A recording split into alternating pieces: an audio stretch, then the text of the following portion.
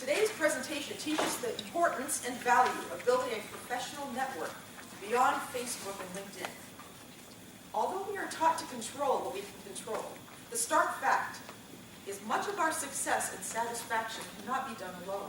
We need a sphere of influence to get past potential roadblocks in front of us. Today, participants will walk away knowing how to make genuine connections, not name-gathering or meeting list checklist accomplishments. You will learn to spur future and productive, lifetime-lasting relationships. Please join me in welcoming Tom Dowd. Let your connections work for you, building a network.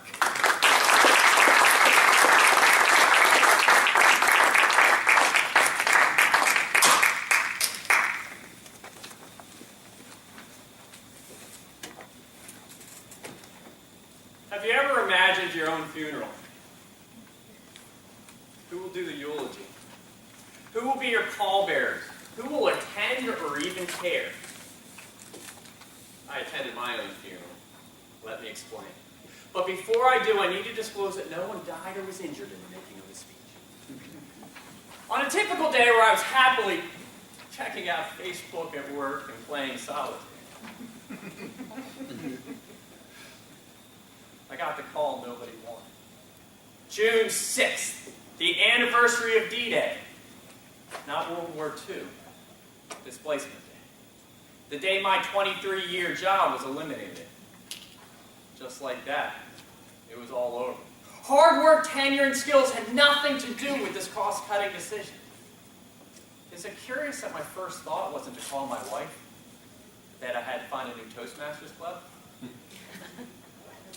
On my ride to work on that fateful day, a news report announced 175,000 new jobs in the U.S., making the unemployment rate 7.6%.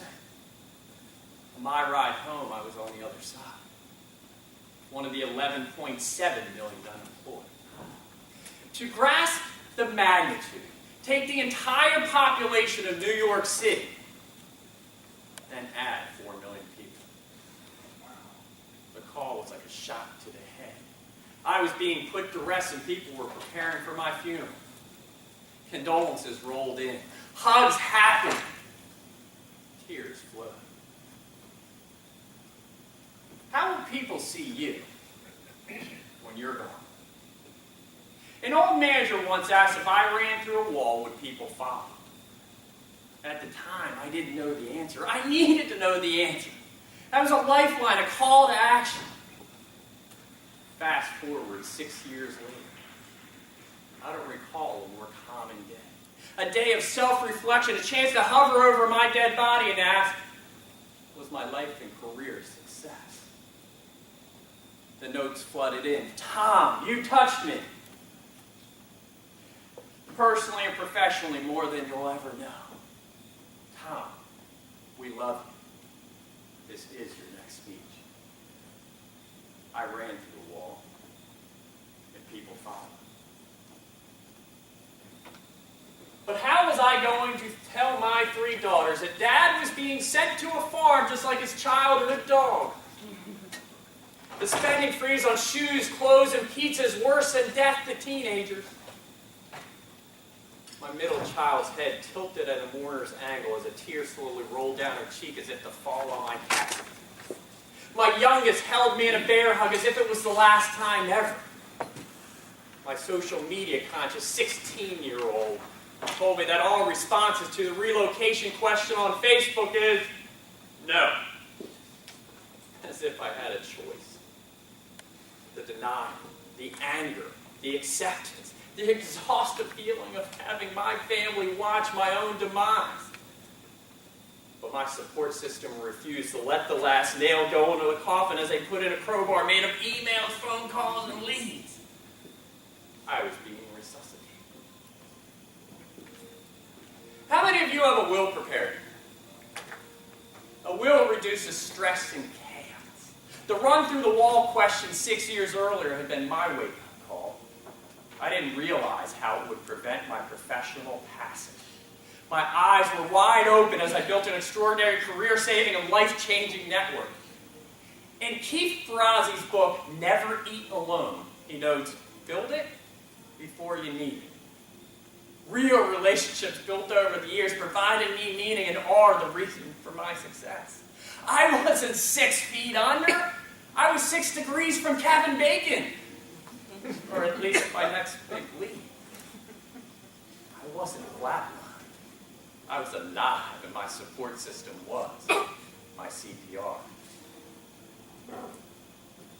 My job loss was a celebration of life, not a funeral. It reminded me how deep my love and appreciation really are for my family, friends, and network. I wasn't defined by my job. I defined my own life and was going to do my funeral my way. No underbelt out slack. I lost my job, but I found me. I use my displacement as a reaffirmation that when I leave this earth, I'm leaving with no regrets. Think about your own funeral. When your spirit's hovering over the mourners, did you give them something to mourn about? That didn't come out right. Let's go back to the original question. Have you ever imagined your own funeral? Who will do the eulogy? Who will be your pallbearers? Who will attend or even care?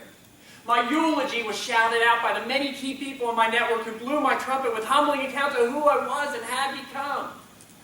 My pallbearers carried me when I couldn't go any further.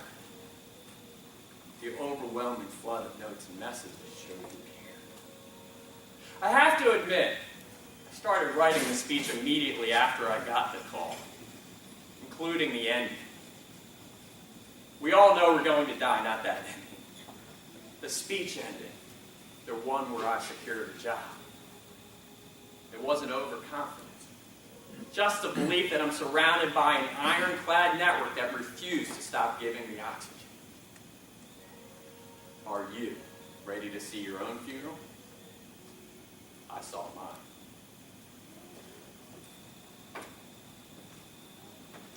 And it was beautiful. Regardless of how good I am today in sending this message to you, 50% of you will say, "That was nice, Tom," and walk out the door and never think of it again. 45% of you will say, "You're right, Tom, and I need to do something about it, and I might even think about it over the weekend, but I'm going to forget about you on Monday." And 5% of you will say, "I've got to do something." That 5% will change their life and career. As you heard, I lost my job and landed one within 59 days, and I blame networking. In my previous 23-year job, I averaged 18 months of position, and that's a good thing, by the way. I couldn't keep a job in that organization, and I blame networking. I get calls maybe on a monthly basis for a speaking engagement, to come start a business, to come work for somebody, and I blame networking. I've never been happier in my 24 years professionally than I am right now, and I blame networking. So I'm going to ask the question, what is networking? Anybody? Connecting with other people to learn from them, and you learn together. There's an operative word in that. Getting together with someone and working together. Networking is not about me. Networking is about you and us together. And when you make it a mutual relationship and you're not looking for this reciprocity, it becomes a stronger, more effective relationship. What I want you to walk away with from today is we're going to reinforce these messages throughout this presentation. Is one, who's self-employed here? Just to understand the makeup of the audience. Okay, how many run a small business? Okay, how many are in a large organization? Okay, so that's about a third of each. If you are self-employed, networking drives your clients, your customers, and potentially the people you want to recruit to come work for you. If you're in a small business or you're in a large business, it's irrelevant how large the size of this is, but think about this. There are people sitting around the water cooler and tables talking about you, formally and informally. There are organizations that have formal talent planning sessions and they're sitting around talking about you. Are all of your eggs in one basket? We have this traditional approach to thinking about networking, and that means if I work with my manager and I know who my manager's manager is, guess what? I'm networking. No, you're not. You're thinking in terms of this traditional vertical approach. Networking is all around us. How many of you have met someone you've never met before this weekend? How many? That's a good number of people. How many of you have plans to have a further conversation with that individual? How many people actually will? It's that piece right there that makes the difference. Networking is also not as hard as you think, and we're going to talk through it. To quote Keith Ferrazzi, as I had just done before, build it before you need it. We have this societal willingness to socially network. And what that means is we go on Facebook. Anyone know the number of Facebook users? 1.3 billion. How many are on LinkedIn? How many users within LinkedIn? About the number. About 300 million. 1.3 billion, 300 million. We have this willingness to sit behind a keyboard and a screen and put our anonymous opinions on there, or throw our thoughts, our politics, our religion, whatever it may be, and we consider that networking. That's not networking, gang.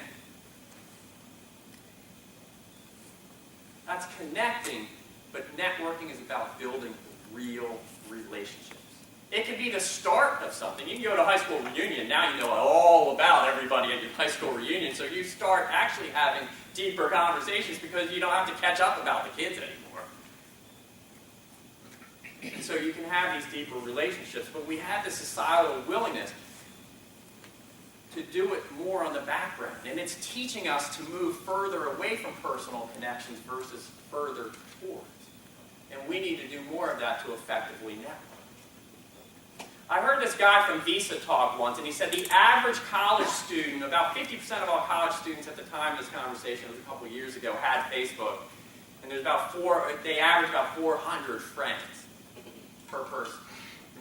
How many of those 400 are they really reaching out to and talking and having a real relationship? Our circle grows a lot smaller.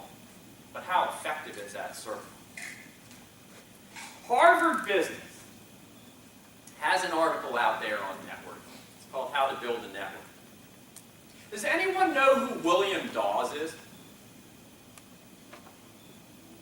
One person. Who is William Dawes? The other side of Paul Revere's ride. Okay. Everyone know who Paul Revere is? Well, guess which one was the better networker? Paul Revere. He went south. William Dawes went north. Paul Revere is a better networker, and people remember him in history books and songs and poems because he was the one who made the greater impact. He was building real relationships. He was the one who was truly networking. How many of you have a mentor, formal or informal? How many of you who raised your hands have met with that person in the last 30 days? That's a very good number of hands. Because mentoring leads to further networking. Because all of you who have a formal mentor, I want you to do something right now. Write down this date, and 6 months from now, I want you to fire that mentor. Why did I say that? What if we like our mentor? What's that? What if we like our mentor? What if you like them? Then you may keep them, but you still may fire them. You need to branch out, learn something different from someone new. Different perspective, learn something new, fire your mentor and keep them on the side, and now you have 2 mentors. Fire that person too, and now you have a new mentor, and all of a sudden you're getting these different points of view, and you're starting to develop further, so you're not getting caught up into this pigeonhole of being in one place with one person for so long. I call my old mentors all the time. But you want, if you're looking for a formal mentor, to continue to build that out and fire them after a little bit of time. So, we went and asked what networking is. I want to explain what networking is not. Because when you're in the business world, a lot of people say, I don't want to network. That's just a bunch of kissing up. And it's not. No, it's not. Well, maybe it's just people are going to know I'm just looking for a job. In those 59 days that I was meeting with people looking for a job, when I networked, the first thing I said wasn't, I'm looking for a job. The first thing is, can we network? Because my goal, believe it or not, was not to find a job. Let that sink in for a second. My job, looking for a job, while networking, was not even relevant to the conversation, because if it was all about me looking for a job, I'm not really building a relationship. If I find a mutual connection of, sure, I'm looking for a job, and that could be an ancillary benefit to this, fantastic. What percent of people who are hired is based off of who you know in network? 80 to 85%. When I build a real relationship with someone, they're going to remember me. When I check off the box that I met with you, I haven't done anything. That's not networking. So professionally, when it comes to networking, I'm a curious individual, and I go down these paths of trying to build time in to get some things done as I'm networking. But remember, opportunity seldom labels itself, and you must drive your own career. You must drive your own networking situation. You should not wait for someone to tap you on the shoulder and say, we're ready for you. You have to drive your own. I was put into a task force, a 3-month task force. That lasted for 2 years. I went from managing up to 150 people at a time to managing 4. I was doing incentives and reporting that impacted 3,000 people. I was building things that impacted people's compensation. I wanted them to have a say. I wanted them to have a buy-in. I had no choice but to network. Because now I have to talk to the management who have to communicate that to the people. I have to talk to the people that actually have to execute. I had no choice but to network. As a manager, sure, you have these natural inclinations to do some networking, but usually the networking is with your manager or your manager's manager. You have to break not only out of your comfort zone, you need to break across the hall or down the hall to a completely different line of business to get that different perspective. You need to break out of the organization that you're in and go somewhere else. Toastmasters has opened my eyes to what networking can be. So I'm in this position now for 2 years, and I'm doing some networking that's going on. And this position came up in Rhode Island. And they said, you can be one of 2 people to manage 750 people. And I said, wow, what man? I went through 8 hours of grueling interviews. It narrowed it down to 3 people, and guess what number I was? You know what the guy said?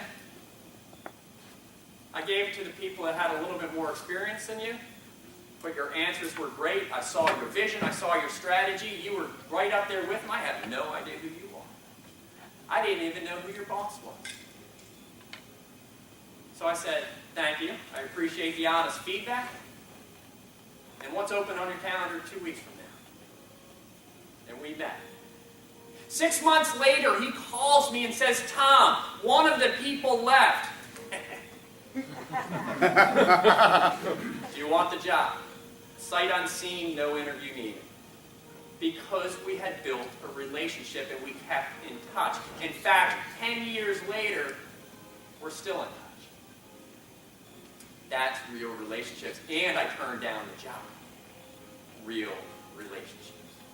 And I took the job because I overheard in the hall one day that there was this potential task force for people attrition. Our attrition rate was 46%. Almost 1 out of every 2 people were leaving within a year at the company where I was. And I said, I can help with that. I have all the reporting and data. I can help with this.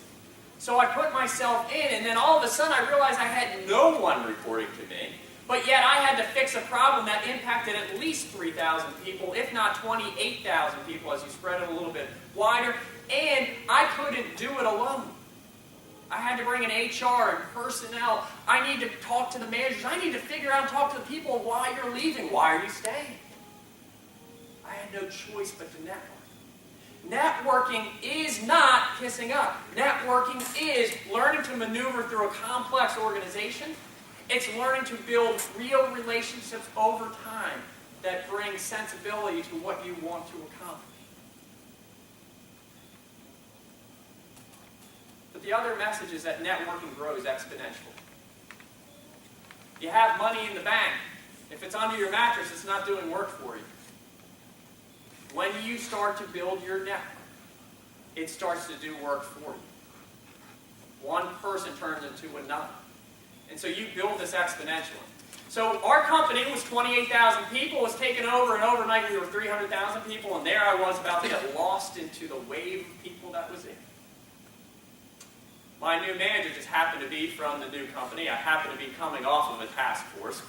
My position was going to be redundant, and I was a little worried about my job. And she said, Tom, I want to share a story with you because it's performance appraisal time. And she said, my mentor just called me, her mentor.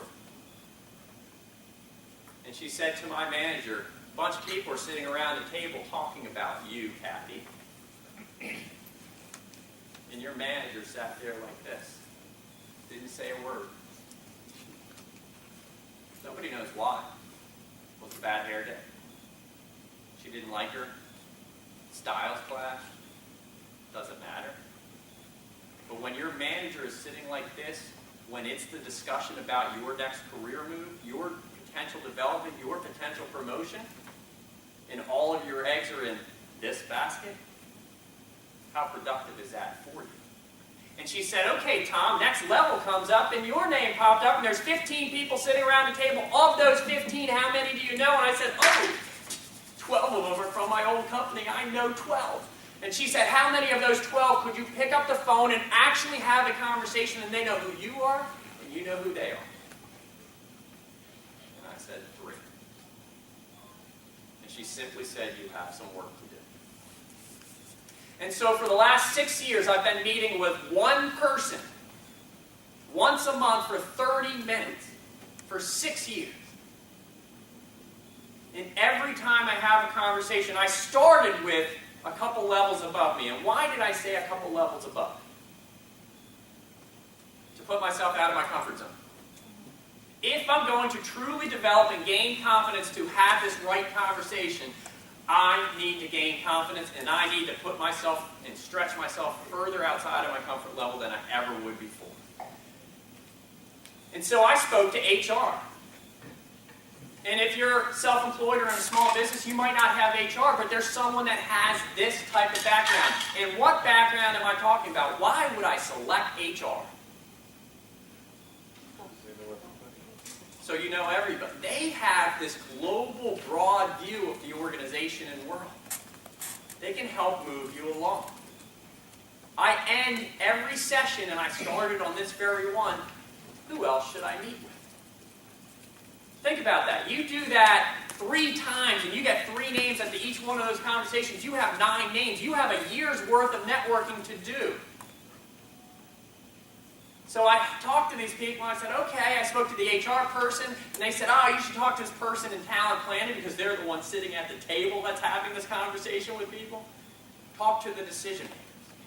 When I went 2 levels above, I wasn't talking to peers I'd either be competing with or people who weren't making the decision. I was talking to the people that were making the real-life decisions about my career. Look for the power brokers that are out there. This isn't kissing up, but this is talk to influential people that can make an impact on your career. Select the right people. So I said I have some work to do. I talked to the talent person, and I said, who else should I meet with? And they said, you should meet with this guy, Bob. And all the while, like this. I'm nervous as heck. I'm trying to figure out, I'm talking to these people, they're senior level, they're executives, I don't know what's going on. Talk to this guy I absolutely never met, but very much respected. Senior vice president, executive of the company, oversaw the fraud department. He's actually an industry leader in the world. And at the end of the half hour, I said, Bob, I've got to tell you, I just want to thank you for the time that we had here. You were phenomenal. I learned a ton. Thank you so much. And he said, Tom, stop. He said, you need to stop. You have to understand. I thank you. I wouldn't have met with you if I didn't want to meet with you. So one of those concerns goes away. People won't meet with you if they don't want to. And the second thing he said is, we love talking about our business. You get someone to talk about something that they're passionate about, and all of a sudden they're a person, they're not an executive, and all of a sudden I said, wow, I'm talking to people. That fear immediately went away. It's irrelevant, the title. It's irrelevant, the 2 levels up. It's irrelevant. Just find someone that can help mutually work towards each other's goals, and all of a sudden you say, wow, this is cool. And so I'm starting to meet with these people, and I was like, this is phenomenal. So then I start expanding it out a little bit further. Because 6 months later, guess who hired me? Bob. Bob hired me and put me into a position where I'm now his business support, his right-hand guy, overseeing a very large organization that cross-functionally hit a lot of areas. Fraud is everywhere in the bank. We had to network. I had to organize. I had no choice. And so I was talking to my old manager a while back, the one who started me down this path. And she said, so, when's the last time you talked to Ben, the guy from HR? I said, I didn't. I met with him. I checked off my box. I networked. And she said, oh, no, you have not. She said, when's the last time you talked to Ted, the guy in talent planning and leadership? And I said, oh, it's been 6 months. And I checked off the box. And she said, oh, you didn't network. So I called Ben back. Didn't set up a session this time, but I just called Ben, and Ben picks up the phone, and he said, Tom, this is great. How's everything going? I said, I got a new job. I love my boss. I love my job. I love everything. And he said, ah. I gave him your name. So I said, things are going well here. I'm going to call Ted. I called Ted up, and now you remember the conversation 6 months earlier. He was saying, gee, you know, Tom, you should go get your master's. I said, I don't have time for that. And I said, if I get my master's, you need to do something. He said, I'm going to get my, learn Spanish. I said, fine. And we found this personal connection. No, I never got my master's. But 6 months later, he picks up the phone and he says, Tom, it's so good to hear you. Did you get that master's yet? He remembered me. I said, do you learn Spanish yet? He said, no. I remembered him. And before he hung up the phone, he said, Tom, you made my day. Wow. True networking.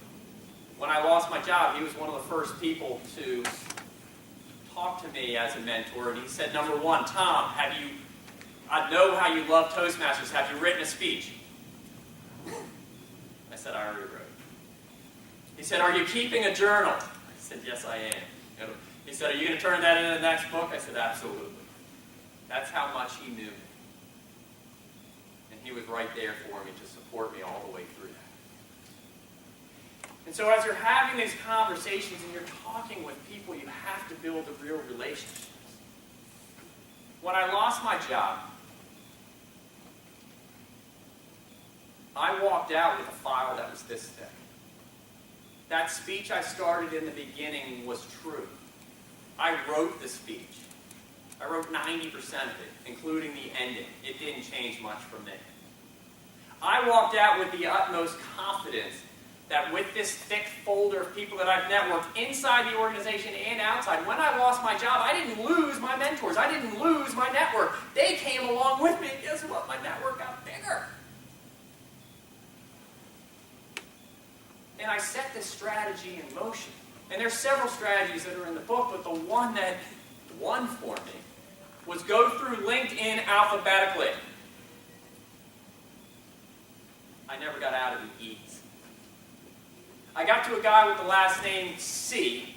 I crossed paths with him 20 years ago in college. We worked at the same company, we crossed paths, but we never really knew each other very well.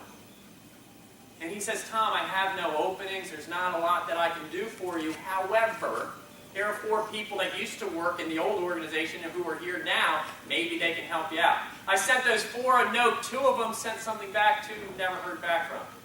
The 2 I heard back from, 1 sends me a note, says, I don't have time to talk. But here's a link. I did read your resume. This is a great match for you. If you submit your application here, send me a note back, give me a call, and I'll talk to the hiring manager. I had an interview set up within a week. I talked to this other guy, and he says, we've never crossed paths, and we worked at the same organization, but I don't know who you are. I only have 15 minutes. What can I do for you? I said, well, I'd love for you to put in a good name for me, but let me earn that, and let me tell you about myself, let me learn about you, let me talk to me about the culture of this company so there's a mutual connection. And I did talk to him about that, and he said, what can I do for you? I said, oh, my interview's on Friday. Talk to the guy for me if you could. He said, you got it. Half-hour interview, I don't know who it is. It's a hiring manager. It's some recruiter. It's some guy I'm talking to. No, he was an SVP. He was the head of the entire risk department in the United States. He was the actual decision maker. I didn't know that because it was not relevant. 30-minute interview, 29 minutes in, he says, Tom, we're going to get together in a week or so. I'll let you know how it goes after that. Talk to me about the U.S. soccer team. I had established a relationship with an individual I was having an interview with, and I had never met because 2 people established it for me. Let your network do the work for you. Don't expect reciprocity from it. Don't expect anything from it, but build it in a way you're building real relationships built over time. And build these relationships over time. So let's start about how the heck do you do this? How do you start? I will toss it out to you. How do you start something like this? I'm going to start networking on Monday. Now what? Oh, I'm not giving you the answer. You help people. You help people. You reach out and help people. So, tactically, how do you start? You send somebody a note, you call them, what do you do? Pick up the phone. Okay. Phone's usually a deeper connection. If you're within the organization and you can see if somebody's busy on the calendar, here's my preference. You can usually see if you're using Microsoft Outlook, for example, you can see if there's an opening. I do not send them an email and say, hey, can you tell me when you have some openings? And the reason I don't do that is there's a lot of bad things that can happen with an email. It can just sit there. It can be deleted. It can be not responded to. But I haven't said anything positive yet. And then somebody might send a note back to me, and when they send a note back, they might say, well, here are my available times, and now we're going back and forth. I've created friction. I've created these tactical actions that have to take place. When you send an appointment, they have 3 choices. Accept it, decline it, or move it, which is still a good thing. In 6 years of doing this, I've had 2 people downright decline. I've had hundreds move me, but I've always had the meeting. And only one time when I had the conversation by the end of it, were they looking for an underlying goal that I had. What do you really want, Tom, is what was going through their head. What I really wanted was to build a relationship and network. But when you network, you have to have a goal. You have to figure out what your goal is. So for 45 minutes a month, 30 minutes to meet, and have your elevator speech ready, and 15 minutes to prepare some questions to keep the conversation moving. And all of those questions should be related to the person and what their goal is. So you might ask them, what are your goals for the coming year? What are your top priorities? What are keeping you up at night? But you have to figure out what your goal is. And your goal, by the way, is not to seek a job. That's the ancillary goal. You shouldn't come out and say, what can you do to get me a job? It should be, what can I do to build your trust and respect that we have a mutual relationship, that you want to give me a job, whether you have an opening or not. And that's what it's all about. So you have to send them a note.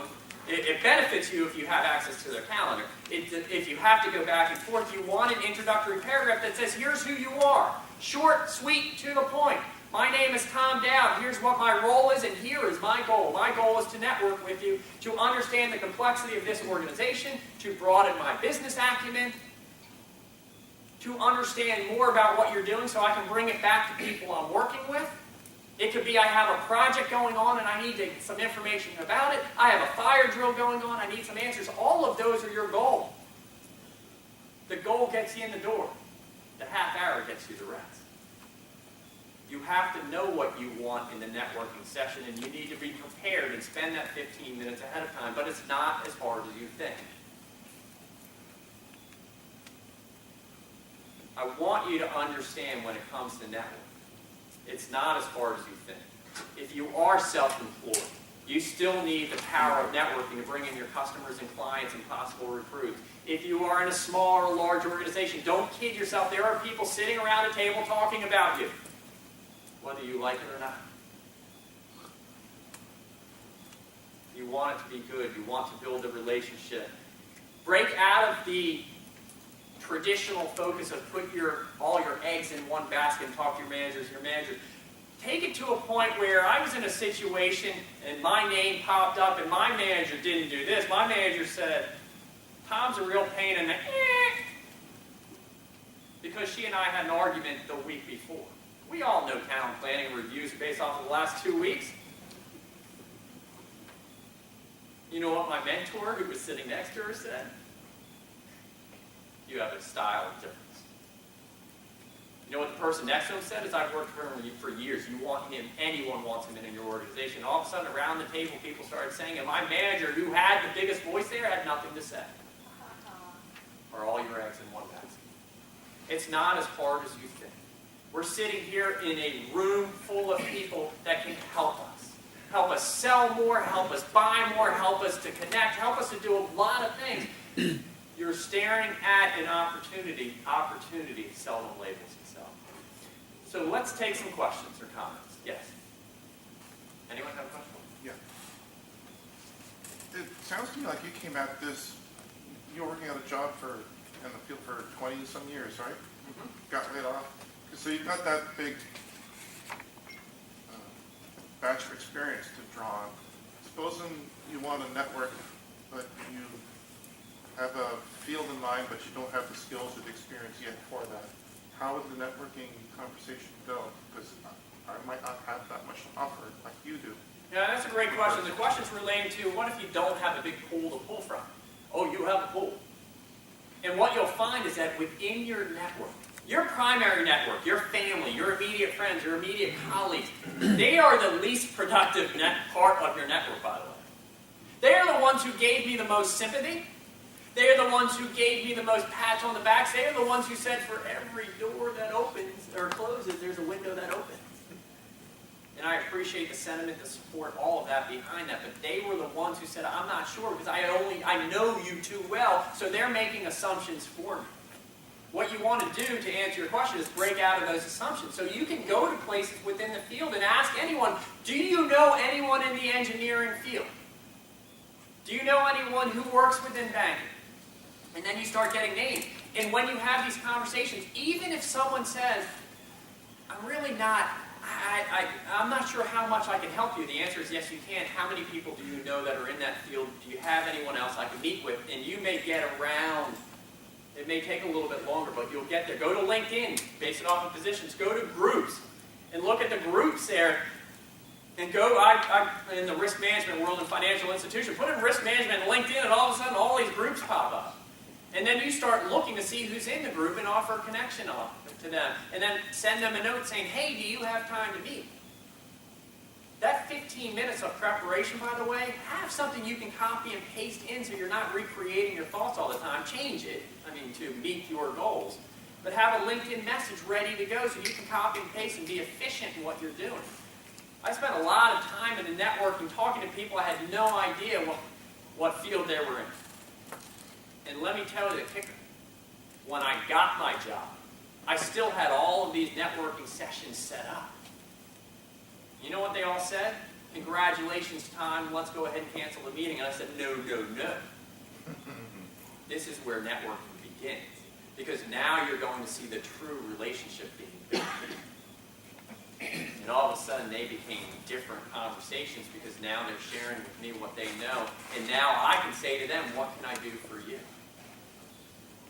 And when I landed my job, there were several that ended up losing their job. And you know what I did for them is I reached out to them and said, what can I do to help you? And that's what building real relationships is all about. Great question. What else?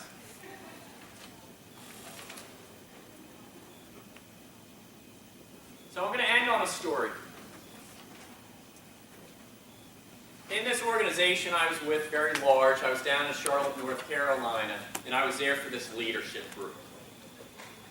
And I get to the hotel gym, and we're working out in the morning, and on the treadmill next to me is the CEO of 300,000 people. Our CEO is right there next to me. So I go to this session that morning, and I said, I think I saw the CEO. They said, oh yeah, he works out there periodically. And then they announced what the objectives of this group is. The objectives of the group are 1, to broaden your business acumen. 2, is to network. The next morning I go and I work out and I'm on the treadmill doing my thing, and next to me is the CEO. We both have our headsets on, we're doing our thing, and I called my wife that night. I said, I saw the CEO. And she said, that's great. Did you introduce yourself? I said, no. You know how I am when I work out. I don't like to be bothered. I don't like to bother people. And she said, coward. Yeah. I said, no, I have these excuses. And she said, coward. I said, fine. The CEO of 300,000 people is not going to be on my doorstep for the 3rd day in a row. If he's there, if the opportunity presented itself, if the earbuds were not in, I'll introduce myself. I get there the next morning and it's empty. 10 minutes later he walks in. Have her headsets, don't like to be bothered. I finish my workout because he got there 10 minutes after me. I sit down on the bench, there I am, getting some water, and he stops right in front of me and takes his headset off. And he's like, whew. Opportunity has presented itself. And I said, hi, my name is Tom Dowd. I work for you in the main office. And I saw you on 60 Minutes just this past Sunday. I thought your interview was excellent. And we talked for 5 minutes, and guess what? He was a person too. And we had this great conversation. So I went back to this leadership group. And I said, what were the goals of this week? And they said, 1, broaden your business acumen. I said, yes, I went ahead and broadened my business acumen. I said, 2, networking. I said, yep. I went straight to the top. Thank you very much.